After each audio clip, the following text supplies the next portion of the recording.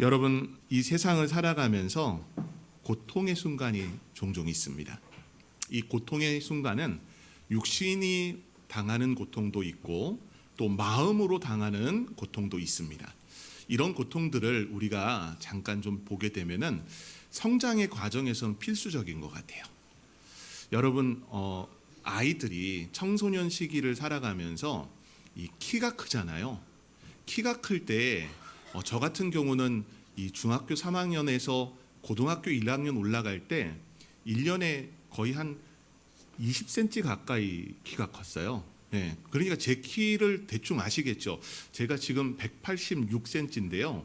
사실 중학교 2학년 말 때까지만 해도 키가 그렇게 크지 않았습니다. 중학교 3학년에서 고등학교 1학년 올라갔던 그 시기에 굉장히 키가 크는 속도가 빠르다 보니까 아마 여러분들도 이 허벅지 같은 데 보게 되면은 살이 터졌다라는 표현을 써가지고 막 이렇게 층층이 되어 있을 겁니다. 제 다리가 지금 그래요. 허벅지 살들이 막 터지면서 키가 급격하게 자라났습니다. 근데 그때 경험했던 게 뭐냐 하면은 그렇게 키가 크다 보니까 성장에 대한 성장통이 있었던 거예요. 성장통, 여러분 어떻습니까? 이 성장통을 경험하니까 육신의 부분이 커지는 겁니다. 아마 키가 작으신 분들은 이 성장통이 제가 있었는지 없었는지는 잘 모르겠지만 아마 그 과정에도 있었을 것이라고 봅니다. 여러분, 육체의 부분 그렇고 또 우리가 운동을 하다 보면은 운동을 하는 데 있어서도 이 통증들이 찾아옵니다. 처음 통증들이 찾아오는 것.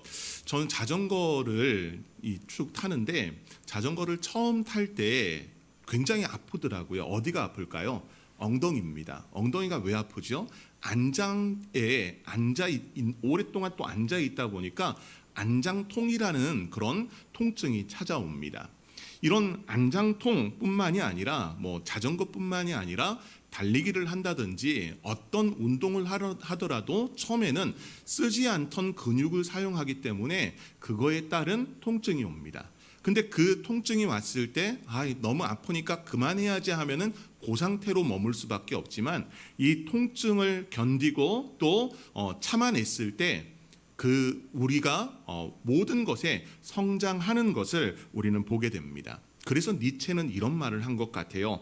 아픈 만큼 성숙한다.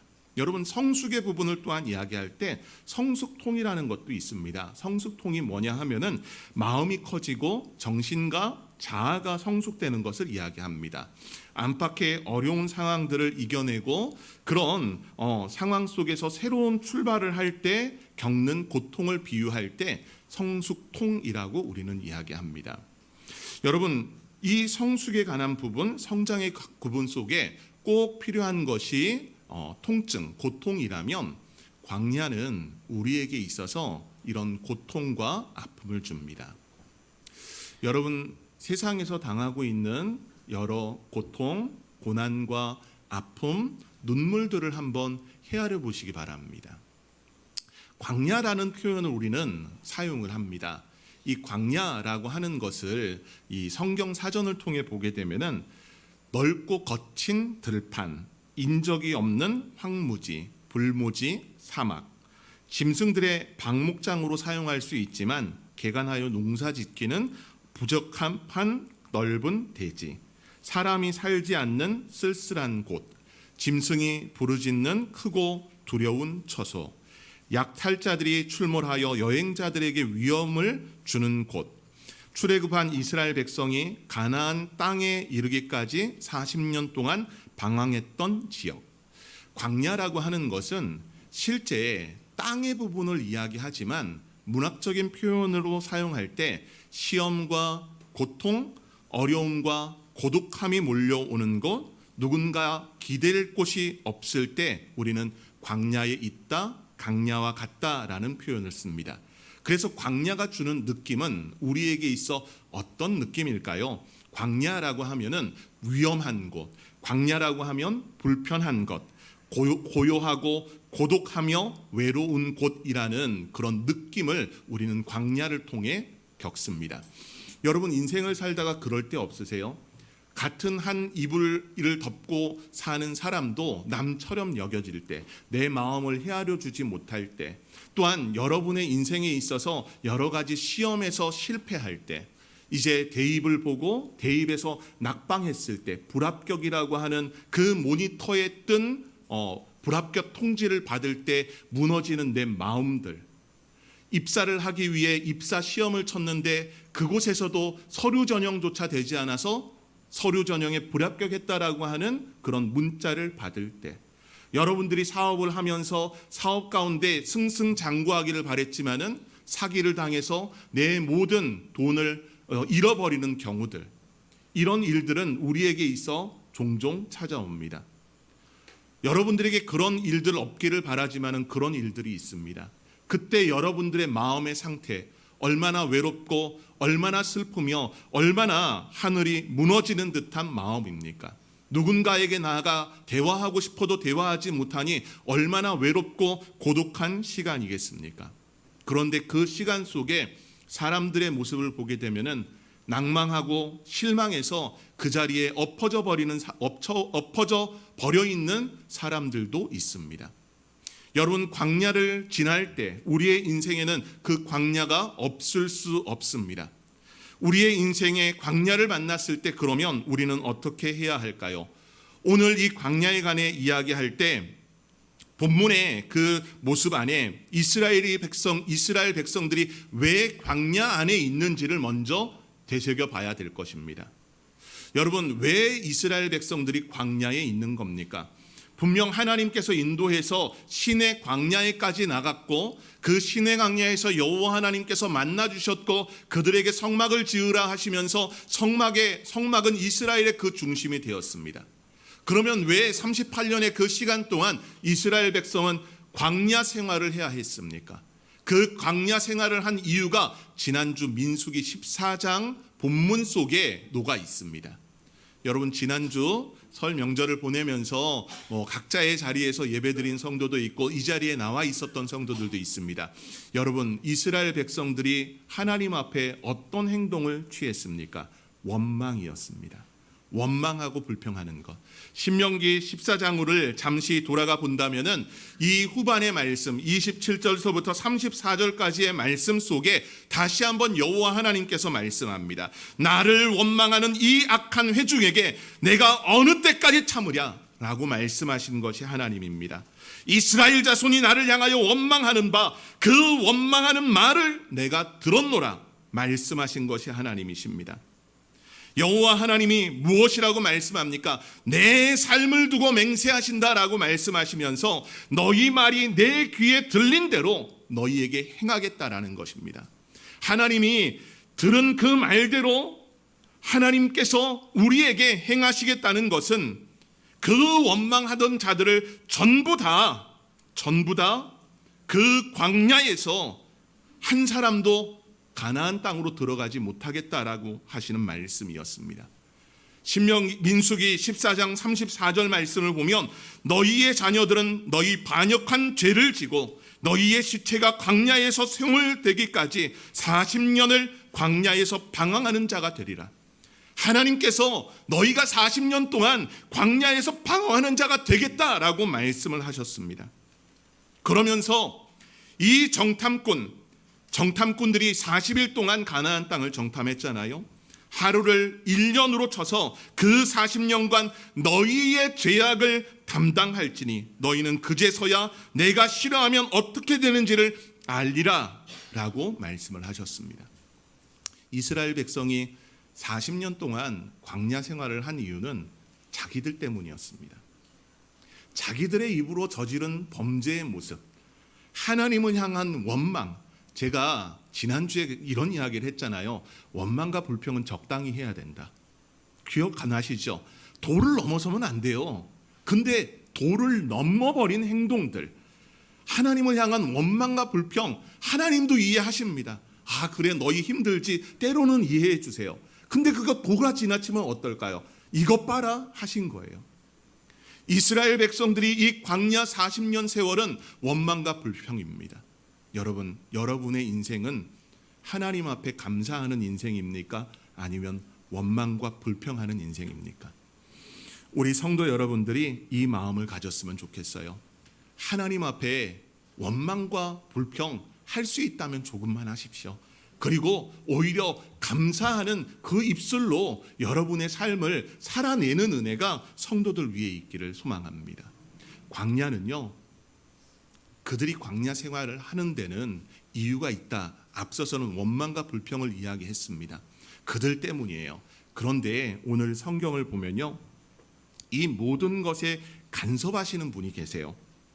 본문 말씀인 2절 말씀을 보면은 내 하나님 여호와께서 이 40년 동안에 내가 광야길을 걷게 하신 것을 기억하라라고 하면서 누가 이 40년 동안 광야 생활을 걷게 하셨다는 거예요? 여호와 하나님께서 걷게 하셨다는 겁니다. 여러분, 우리에게 이런 아픔과 고통, 눈물 흘릴 어려운 일들이 있다면 보통의 사람들은 이렇게 생각합니다. 내가 재수가 없어서 그래. 내 팔자가 사나워서 그래. 아니, 나 때문이 아니라 너 때문이야 라고 말하면서 세상의 사람들은 그렇게 말할 겁니다. 그런데 오늘 광야 생활을 한 그 이유, 이 40년 마지막 해가 돼서 모세가 이스라엘 백성에게 하는 그 이야기가 뭡니까? 이 광야로 내몬 것은 하나님께서 우리를 광야로 내모셨다는 겁니다. 내 하나님 여호와께서 그렇게 하셨다는 겁니다. 여러분, 이 광야는요, 하나님이 내몰 때 두 가지 측면을 가지고 있어요. 첫 번째는 징계의 측면입니다. 여러분, 징계 받는 것 여러분들은 어떻게 생각하십니까? 오늘 성경 본문을 읽지 않았지만은 5절 말씀을 보면 너는 사람이 그 아들을 징계함 같이 내 하나님 여호와께서 너를 징계하시는 줄 마음에 생각하고 라고 말씀을 하시잖아요. 여기 이제 본문에 징계라고 하는 단어가 나오는데 이 부분은 좀 이따가 이야기를 하도록 할게요. 여러분, 징계의 부분을 생각해 보십시오. 징계는 이스라엘 백성들의 불신앙 때문에 지금 징계를 받는 겁니다. 그들이 원망하고 불평하고 심지어는 하나님의 사람인 모세와 아론, 그들을 향한 엄청난 그런 모습들이 있지 않았습니까? 하나님을 향한 불신앙 때문에 징계를 받는 거예요. 그러면은 징계를 받는 대상이 대부분 이렇게 생각할 겁니다. 징계를 받음으로 하나님과의 관계는 끝났어라고 우리는 생각할 수 있습니다. 여러분, 그런데요, 징계의 부분을 우리가 그렇게 오해해서는 안 되는 거예요. 왜냐하면 그 징계 또한 하나님께서 징계하실 때 사랑으로서 징계하신다는 겁니다. 그 사랑의 징계라는 것은 너 이제 내 자식 아니야, 내치고 잘라내고 완전히 끝내는 것이 아니에요. 히브리서를 보니까요, 이런 본문이 등장을 합니다. 히브리서 12장 6절서부터 8절 말씀입니다. 말씀을 제가 읽어드릴게요. 주께서 그 사랑하는 자를 징계하시고 그가 받아들이시는 아들마다 책찍질 하심이라 하였으니 너희가 참음은 징계를 받기 위함이요 하나님이 아들과 같이 너희를 대우하시나니 어찌 아버지가 징계하지 않는 아들이 있으리요. 징계는 다 받는 것이거늘 너희에게 없으면 사상자요 친아들이니라. 아멘. 여러분, 우리 징계 좋아하지 않잖아요. 그런데 히브리서에선 징계를 어떻게 표현하고 있습니까? 사랑하는 자에게 징계하신다라는 겁니다. 징계를 하실 때 아들마다 책찍질 하신다는 거예요. 아들이 아니면 책찍질 하시지도 않는다는 겁니다. 징계의 모습을 보면은 아들과 같이 대우하심이라는 겁니다. 아버지가 징계하지 않는 아들이 없다라는 겁니다. 징계는 다 받는 것이거늘 너희에게 없으면 사상자, 친아들이 아니라고 말씀을 합니다. 여러분, 징계가 이런 것이라면 여러분 징계 받고 싶으세요? 받고 싶지 않으세요? 똑바로 이야기하셔야 돼요. 징계 받고 싶으세요? 안 받고 싶으세요? 네? 받고 싶어요. 네, 오늘부터 그럼 징계하면 될까요? 네, 여러분, 이 징계의 모습에는요, 이스라엘 백성들이 잘못했잖아요. 잘못한 가운데 이 징계의 모습을 통해 징계는 되돌리는 겁니다.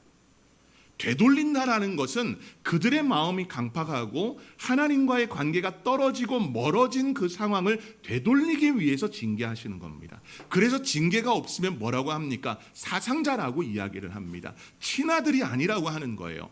하나님은 사랑하는 자를 징계하십니다. 여러분들에게 이런 광야가 찾아와 징계당하는 것처럼 여겨질 때, 이 광야가 하나님께로 되돌아오라라는 그런 사인, 신호로 받아들이긴 은혜 있기를 소망합니다.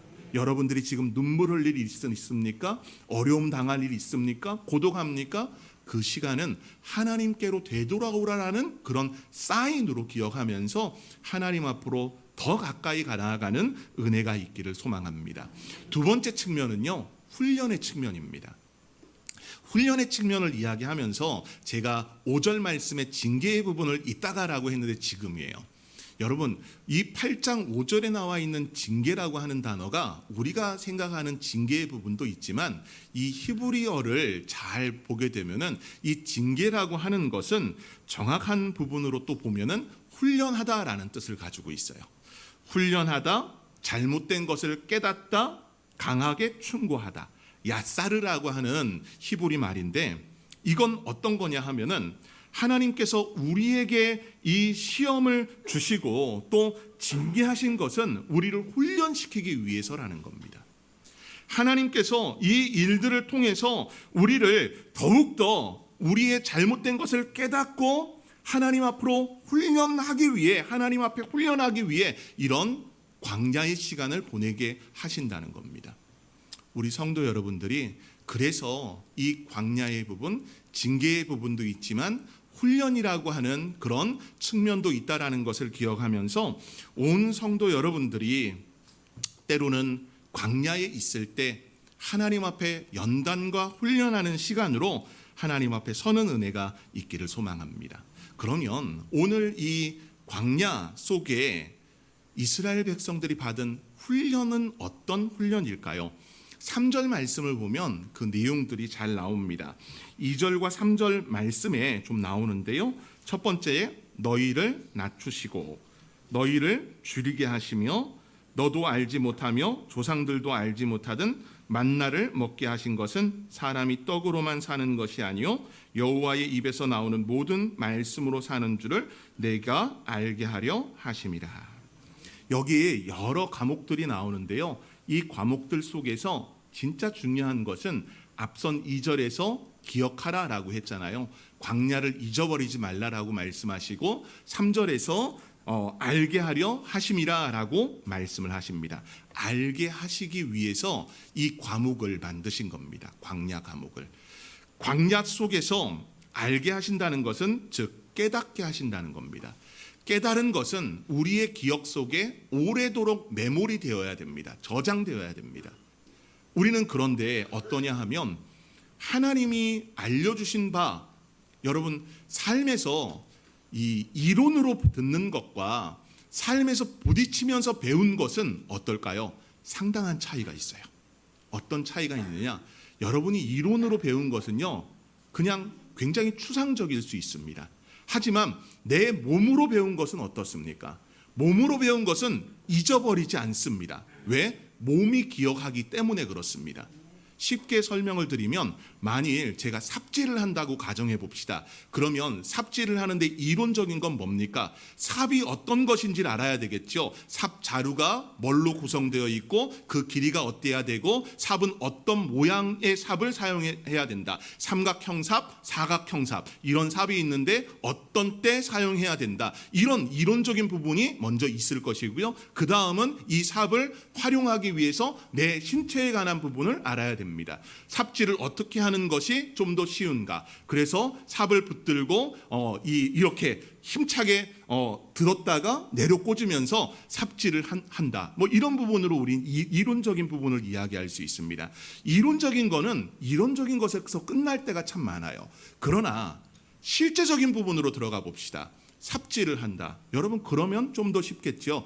삽이 뭐 어떻게 구성이 되고 이것보다는 삽을 들고 이 삽질할 때 팔 힘으로만 할 것이 아니라 흙 위에 놓고 발로 꽝 밟으면 어떻게 됩니까? 아이고 무게 때문에 부서지는 줄 알았네. 발로 쾅 밟으면 삽의 뾰족한 부분이 흙으로 들어가면서 쉽게 흙을 퍼나를 수 있게 되잖아요. 여러분, 이론적으로 아는 것과 내가 삶에서 부딪혀서 아는 것은 천지 차이가 있습니다. 제가 이걸 이렇게 이야기했는데 성경에서 그 모습을 잘 보여주는 한 사람이 있어요. 누구냐 하면 욥입니다. 욥은 고통의 대가라고 말할 수 있습니다. 이 욥이 하나님을 경험함 가운데 늘 하나님 앞에 제사의 삶을 살았던 사람입니다. 그런데 욥기 42장 5절을 보게 되면 이렇게 욥이 말합니다. 내가 주께 대하여 귀로 듣기만 하였사오나 이제는 눈으로 주를 배움나이다. 여러분, 이게 뭘 이야기하는 겁니까? 이전에는 귀로 들었다는 거예요. 사람들이 말하는 것 귀로 듣고 성경이 말하는 것을 귀로 들었다면은 이제 내 눈으로 직접 봤다는 겁니다. 백문이 불여일견. 여러분, 어떻습니까? 100번 듣는 것보다 한 번 경험하는 게 낫습니다. 여러분, 경치도 마찬가지잖아요. 네, 책으로 읽는 것과 내 눈으로 한번 보는 것은 천지 차이가 있어요. 신앙도 마찬가지입니다.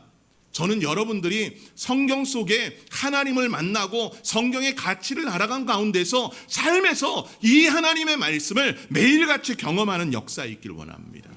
그래서 오늘 하나님은 광야를 기억하라 말씀하시고 그 광야 가운데서 행하신 내게 모든 것을 알게 하려 하심이라 라고 하면서 광야의 훈련에 관한 부분을 이야기를 합니다. 광야를 통해 하나님이 그러면 어떤 하나님의 공급하심을 보여줍니까? 여러분, 이 광야 훈련의 과목을 먼저 보게 되면은 첫 번째, 나를 낮추신다는 겁니다. 여러분, 나를 낮춘다는 것 어떤 의미를 갖습니까? 교만하면 교만과 겸손을 통해 우리는 이야기할 수 있을 겁니다. 교만의 부분을 우리는 헤아릴 때 콧대 높은 것을 이야기를 합니다.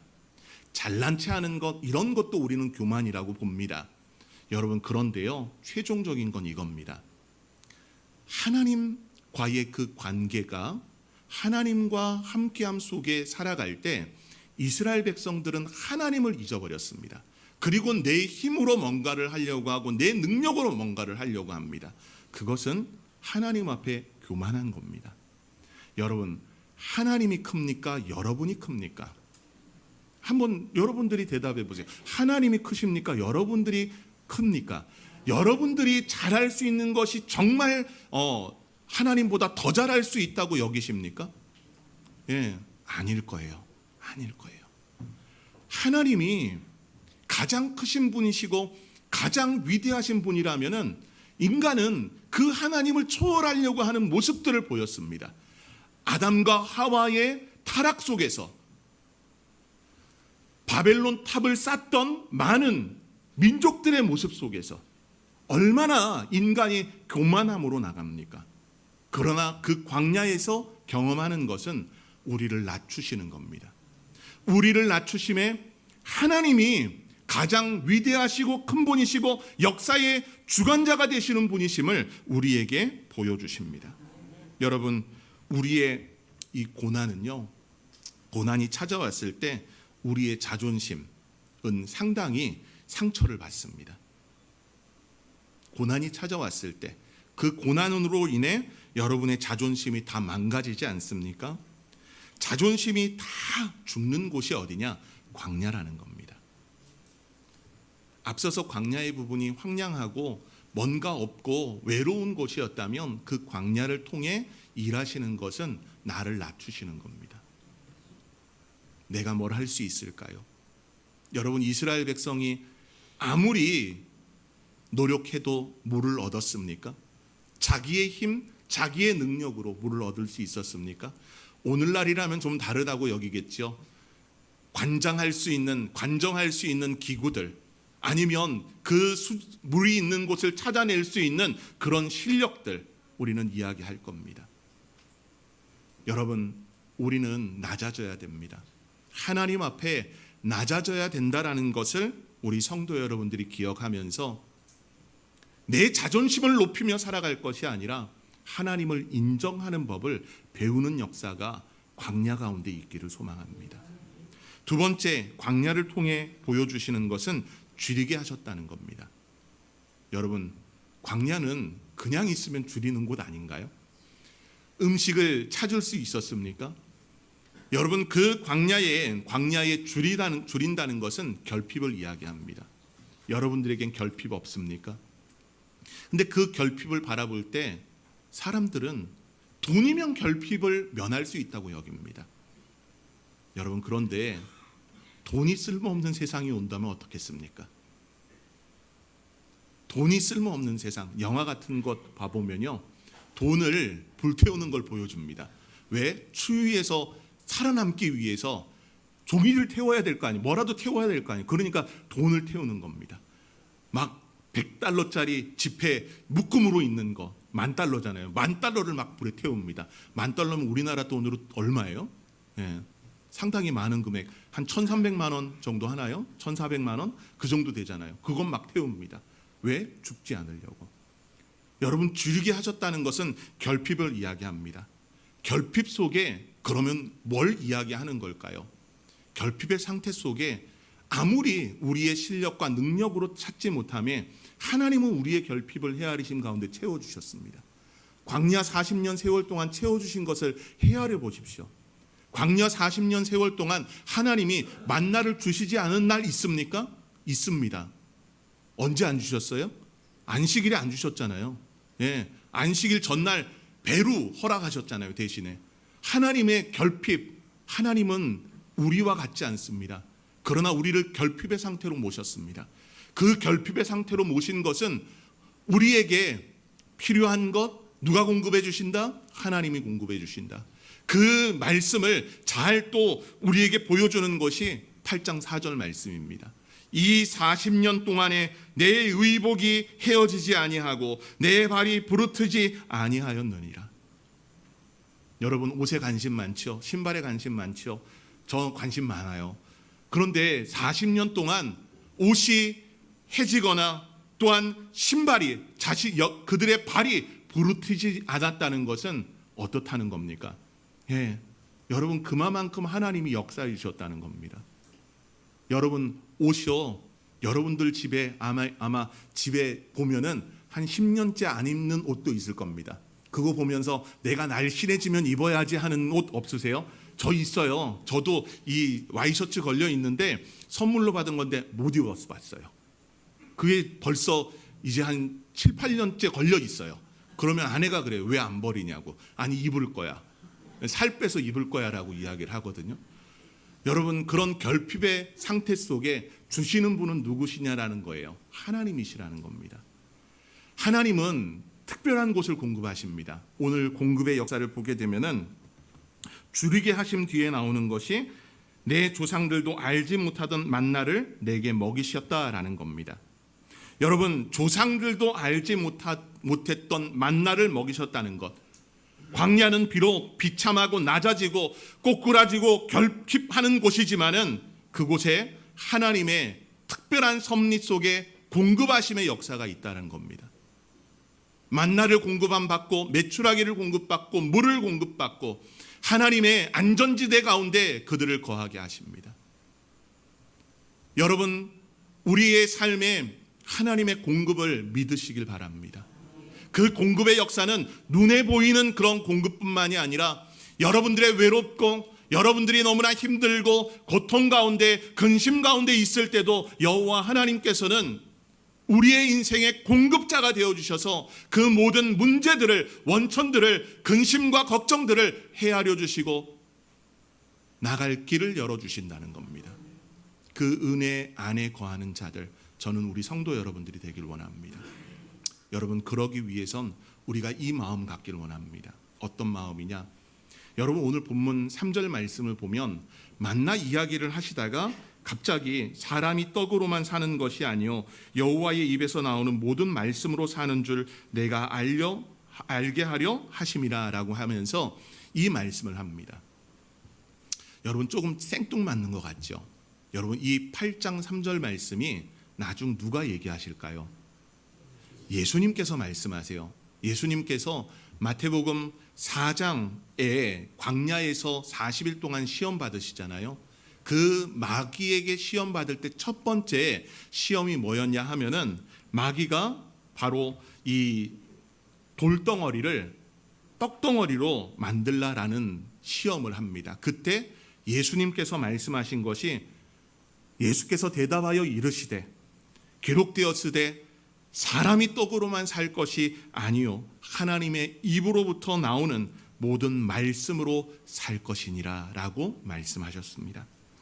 여러분, 광야에 내몰릴 때 저는 오늘날 우리 성도 여러분들이 하나님의 결핍, 하나님의 낮추심, 또 만나를 공급해 주심도 중요하지만 현상의 부분, 눈에 보이는 것들이라면 우리는 하나님의 말씀을 생명의 말씀으로 먹는 은혜가 여러분들 안에 있기를 바랍니다. 생명의 떡을 먹는다는 것, 요한복음을 통해서도 예수님은 말씀하셨습니다. 여러분이 사람의 떡으로 우리 사는 것 아닙니다. 하루 한 끼, 또 세 끼, 몇 끼의 식사를 하느냐, 여러분, 우리가 그게 중요한 게 아닙니다. 여러분들이 하나님의 사람이라면 하나님의 말씀을 먹는 은혜가 있어야 할 것입니다. 저는 여러분들이 하나님의 말씀 먹는데 정말 간헐적 단식하지 않았으면 해요. 여러분, 간헐적 단식 어떻습니까? 하루에 24시간 중에 16시간은 안 먹고 나머지 시간은 음식을 먹으면은 살이 빠진다고 해요. 저도 한번 해보고 싶어요. 그런데 여러분, 사람이 먹는 것으로 얼마나 많은 만족감을 얻습니까?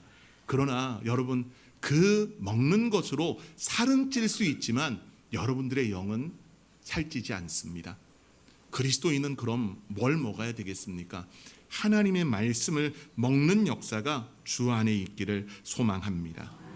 사람이 떡으로만 사는 것이 아니요 하나님의 입에서 나온 모든 말씀으로 살아가는 것. 인생을 살다 보면은 예외 없이 만나는 것이 광야입니다. 그 광야 속에서 여러분들의 육체적 건강으로 돌파할 수도 있을 거예요. 그러나 역체적으로 돌파하는 것은 한 2%, 3% 정도의 돌파라면 하나님의 말씀으로 돌파하는 것은 한 97% 정도라고 저는 생각을 합니다. 그러기에 여러분 뭐 해야 되겠습니까? 말씀 읽는 것에 더 힘쓰십시오. 말씀을 읽는 것에 힘쓸 뿐만이 아니라 그 하나님의 말씀을 어떻게 알아? 기억하고 하나님의 말씀을 굳게 붙드는 역사가 주 안에 있기를 소망합니다. 광야의 인생길, 그곳은 하나님의 공급하심이 있는 길입니다. 여러분이 지금 시험과 고통, 환난 가운데 있습니까? 하나님이 여러분과 함께 하십니다. 여러분을 결단코 내버려 두지 않습니다. 우리가 신방을 하다 보면은 성도 여러분들이 참 많이 좋아하는 찬양 중 하나는 찬송가 301장입니다. 지금까지 지내온 것 주의 크신 은혜라, 한이 없는 주의 사랑 어찌 이루 말하랴. 자나깨나 주의 손이 항상 살펴주시고 모든 일을 주 안에서 형통하게 하시네. 하나님은 광야의 40년 세월을 어떻게 하라 말씀하십니까? 본문 2절에서 기억하라 말씀하십니다. 여러분, 지금까지 하나님이 베푸시러 주신 은혜를 기억하고 있습니까? 잊어가고 있습니까? 저는 여러분들이 일평생 가운데 하나님이 베푸신 은혜를 잘 가슴에 새기고 기억하고 하나님과 동행해 가는 역사 있기를 소망합니다. 지금 여러분의 자리가 고통의 자리, 아픔의 자리, 상실의 자리, 패배의 자리입니까? 여러분, 그 광야 가운데 하나님이 함께 하십니다. 그 광야 속에서 하나님 앞으로 다시 나오십시오. 내가 지금 당하는 것은 징계의 모습일 수도 있지만 훈련의 모습일 수도 있다라는 겁니다. 그 사실을 우리 성도 여러분들이 잘 기억하며 지난 시절을 잘 되돌아보기를 원합니다. 너무나 많이 고통스러웠고 아팠던 시간들, 외로웠던 시간들, 눈물을 흘릴 정도로 너무나 고통스러웠던 시간들, 심지어는 삶을 포기하고 싶을 정도로 너무나 무너지는 그 시간들을 보낼 때, 사람들이 내 곁에 오지 않고 다 외면하고 피했을 그때 하나님은 내 편에 서셔서 내 눈물을 닦아주셨습니다. 나의 모습을 바라보시면서 많이 힘드니 외롭니 내가 너와 함께 한단다. 지난 세월 가운데 하나님은 여전히 함께 하셨습니다. 인생의 광야를 만났을 때 하나님이 여전히 함께 하심을 기억하시며 외롭고 고통 속에 있는 그 시간마다 하나님께 나아가는 은혜가 온 성도들 위에 있기를 소망합니다.